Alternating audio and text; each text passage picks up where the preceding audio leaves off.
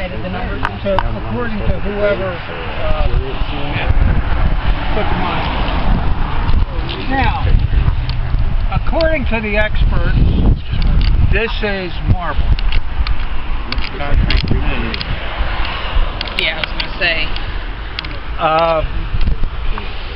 The people who made the decision, and I won't go into this too much, I know I'm being televised and recorded and so forth, but the people who made the decision whether or not to move this and restore this, when they said this was marble, obviously never came here and looked at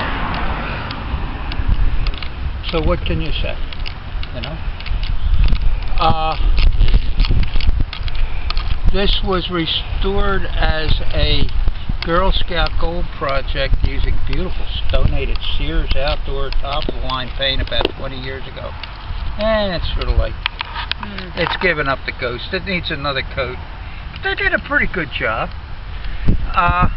It was pushed down, pushed over several times, has been restored, erected over there, here, and who knows where else it'll be done. There are plans, but right now it's like the rest of the bicentennial monuments. They're in limbo. They're just waiting for somebody to do something. I think they're waiting for grant money. Anyway, this is the first monument to go up. Whether it went up here, there, or one thing or another. The little monument itself, this part, is put up by, as it shows in the front, by Ben Howard's Mechanical Volunteers, Ben Howard's company. Ben Howard's the fifth son of John Eager Howard, general in the Revolutionary War, governor of Maryland.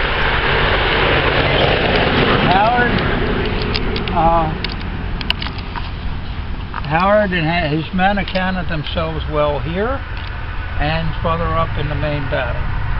He was a war hero and well connected politically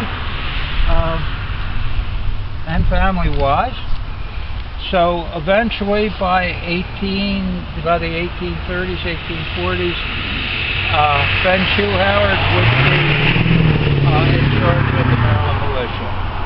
He would become Major General Benjamin Howard. He rose right on up, kept going right on up.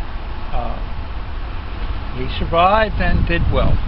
And the skirmish was occurred on the spot between the advance party under Major Richard Heath and of the 5th Maryland Regiment, and the front of the British column. Major General Ross, commander of the British forces, received his mortal wound. Somewhere within this area, keeping in mind that it all looked like what we were looking at over there, it all looked like woods and one thing or another. Somewhere in there, Ross ducks out of the woods to see what's going on, and he's shot. Sacred to the memory of Aquila Randall. Aquila Randall was a lieutenant in the 5th Maryland Mechanical Volunteers, who died bravely defending his home. 24 years. The Mechanical Volunteers brought this down on a wagon in 16 or 17, put it up themselves, put it together themselves, put it up themselves. This predates now. They laid the cornerstone. There's a difference between laying a cornerstone and building a monument, okay? But they laid the cornerstone for the battle monument in 15, and this becomes the first battle monument erected in the United States. Anyway, this was up a good 10 years before the battle monument was up. Not much, but it was put up by the guys in his unit for the guy of the unit who died here. This is This is for the mechanical volunteers, however. It also marks the rough area where Wells McComas went down. Two of our guys. We also lost a Lieutenant Randall in here from the sharpshooters.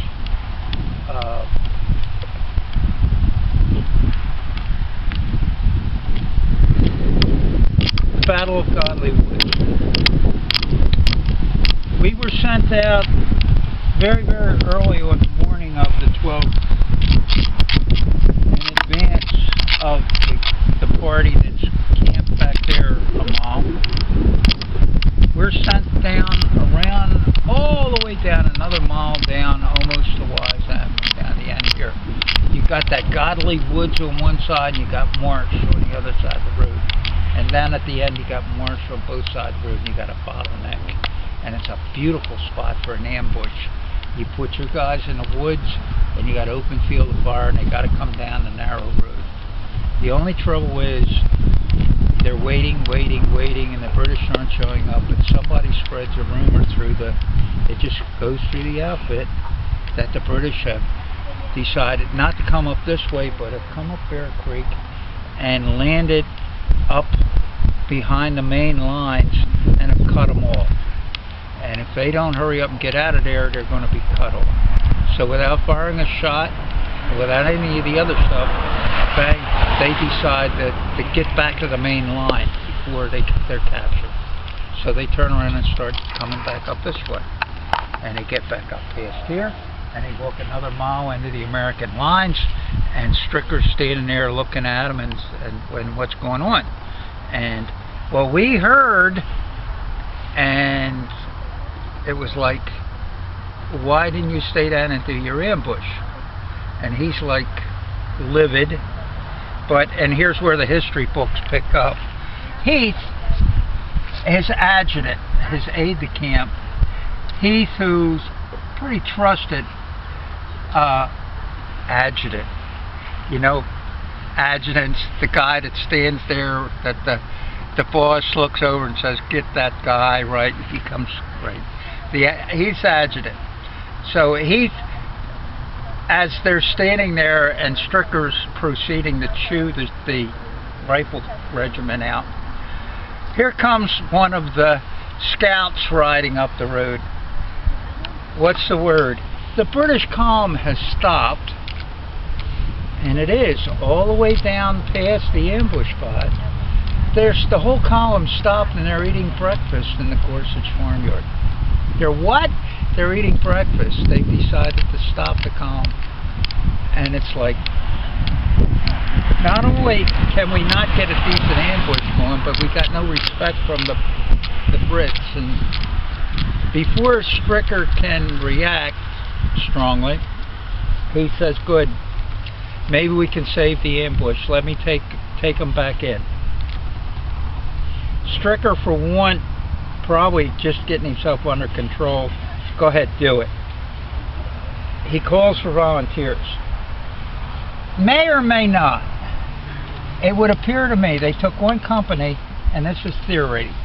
They took one company from the 5th, one company from the 27th, and one company from the rifles. They took the sharpshooters, Asquith sharpshooters. They took, I'm not sure who had the 27th, but they took Howard's 5th.